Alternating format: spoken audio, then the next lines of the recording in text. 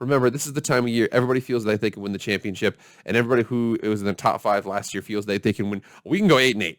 We can go 9-8 or 8-9 now. But you understand what I'm trying to say.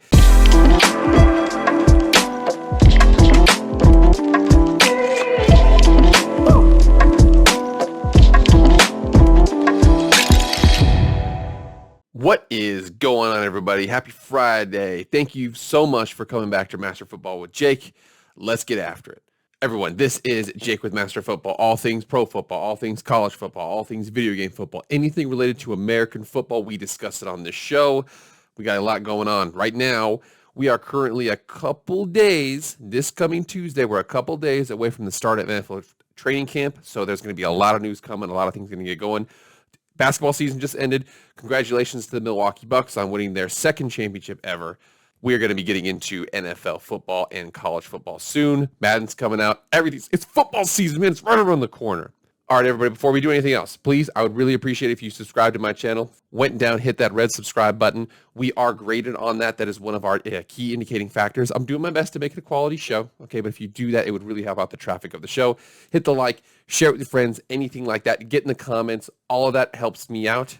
Without further ado, let's get into the content. All right, guys, we are only a couple days away from the beginning of NFL training camp, and I know everybody's going to be doing something. Everybody's going to be online. Basketball season ended. Trips are kind of winding down. I know I'm out here in the mountains right now, and unfortunately, it's really smoky. So trips, August is definitely a trip month, but then after August kind of ends, it will kind of be going back to the point where when it gets to September, October, it's football season. So with football season, the first news we have is going to be coming from training camp. There's going to be a lot of reports on training camp. I want to make sure that I set the stage for what these reports are and what they actually mean, because there's going to be a lot of reports out there. And again, anybody's trying to get any activity at this point. Okay, basketball's over. Okay, the Olympics I think are coming up. Maybe I don't know. So football's basically it. You have to remember something. A couple years ago, a preseason football game was more popular than some NHL finals games. No offense to the NHL. I actually think the NHL Eastern Conference Finals. No offense, but it's one of those things where you can tell that people love and die for their football and they really want to get it. So with that, that's going to draw the desire for NFL news is going to be hot and heavy, ready to go. The problem with that, though, is that there's a lot of issues with training camp and analyzing how that's going to mean the regular season. I want to bring up an article here from 2018 in the preseason to show you what I'm kind of talking about. So here we are, NJ.com/Jets 2018, Jets training camp. 10 things we've learned and one thing we haven't. Sam Darnold, Leonard Williams, and more. So by Matt Stipolkowski. No offense. Sorry about that. Like I said, this was updated May 14th, 2019, originally posted August 1st, 2018. So this is about a week or so into NFL training camp, seeing what's kind of happening with these guys. So he said right here, they had their first day off of training camp on Tuesday, blah, blah, blah. What did we learn? What do we know? They have a couple of things here. They talk about penalties. They talk about what's going on with the defensive end position. They talk about what's going on with that they have strength in the secondary. They talk about a guy by the name of Trenton Cannon. He's coming in. He's going to have an opportunity to play. Darren Lee's taking over a majority of play calling duties. They talk about the fact that there's no playoff mandate for the team, but that they want to obviously win as many games as they can. They talk about the QB battle. They talk about Jamal Adams, who now is a Seahawk. They talk about him taking control. They talk about the number of pass-catching targets that they have.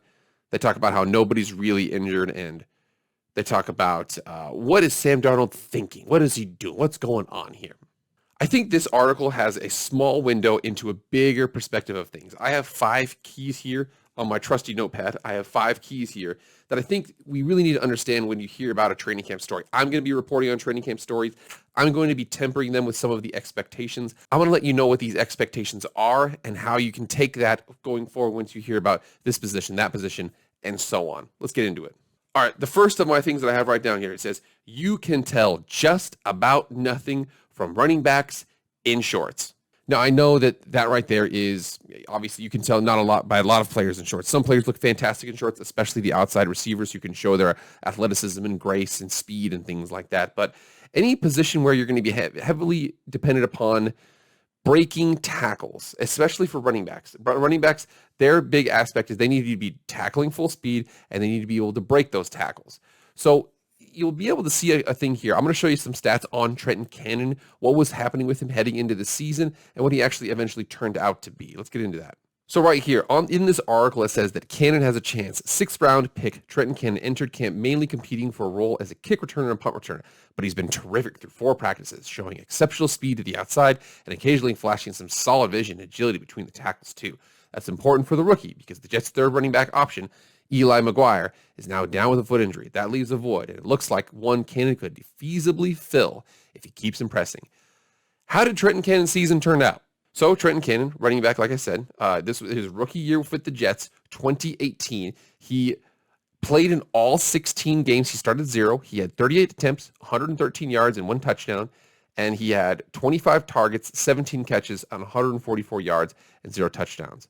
So that's what it was like 260 yards, something like that on the season. So before the season, it was heading in, whoa, man, this guy looks fantastic. He's fast, he's agile, he's this, he's that.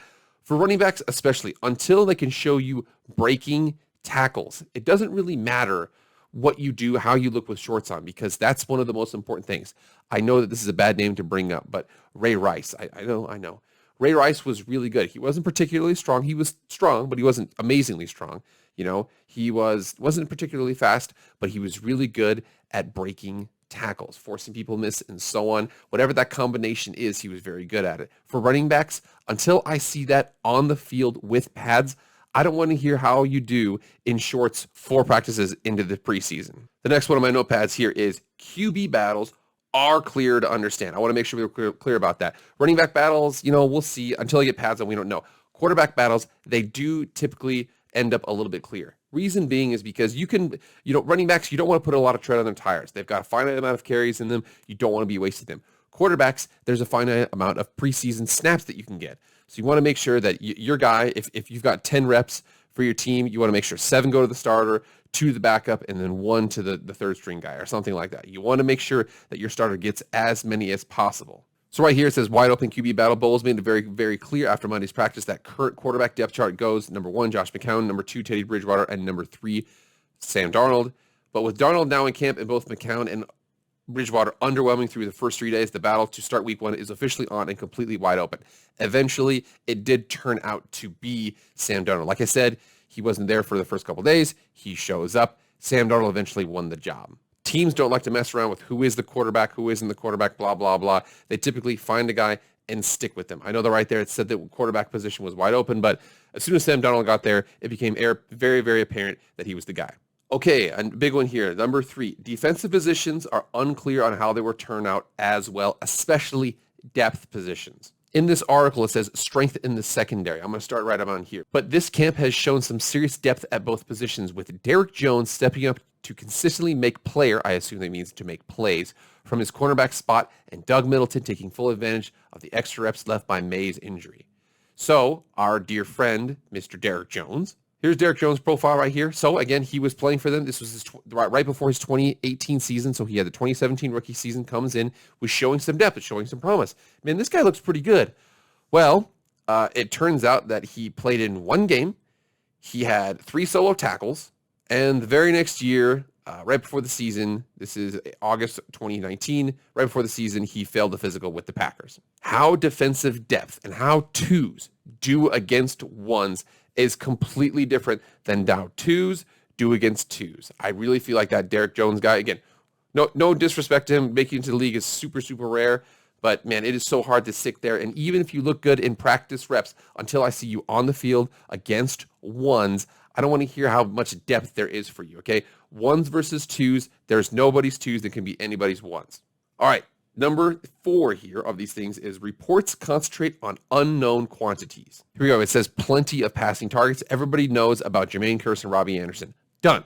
Robbie Anderson is still in the league, doing very well. Now he plays for the Carolina Panthers. And he actually is reunited with Sam Darnold, and they've got DJ Moore, Christian McCaffrey. Again, everybody knows here, if you've been watching my channel, you know I really low-key like the Carolina Panthers roster. The problem is they want to concentrate on Quincy Enunwa and Terrell Pryor and Chad Hansen and Chris Herndon and Jordan Leggett, because we already kind of know this. So remember something. Just because you're not hearing about J.J. Watt as an example doesn't mean that J.J. Watt isn't absolutely tearing it up. You have to remember that now. Now, I think that they would report, he doesn't look very good, but Right now, they want to be concentrating on new additions and new players or players who are popping now. Again, anything like that, that's really what they want to concentrate on.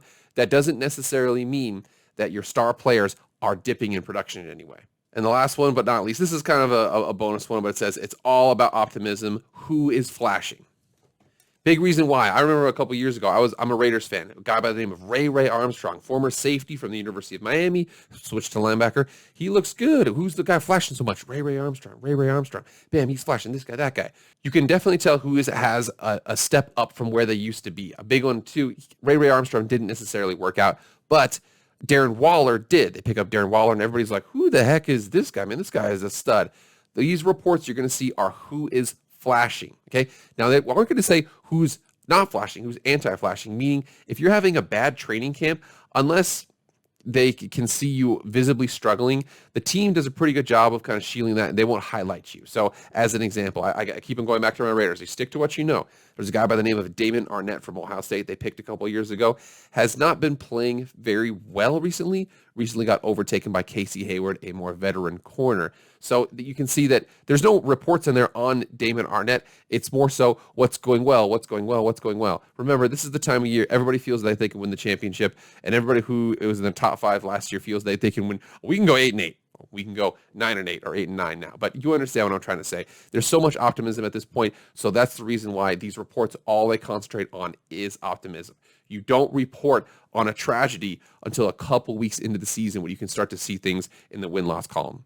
All right, everybody, take that information. Use it next week when we start to see a couple reports about training camp. Remember, just pump the brakes on certain things. Certain things are more telling than others. Go ahead and use that, and let me know what you guys think in the comments. Let me know what you guys think going forward. I'd love to get the interaction with you guys. All right, everybody, thank you so much for being here. Please subscribe to the channel. Please like it. Please share with your friends. I'm doing this thing, man. NFL season's right around the corner, man. We got college football coming. We got Madden coming around. I love this time of year. Anyways, everybody, thank you so much, and I will see you guys on Monday.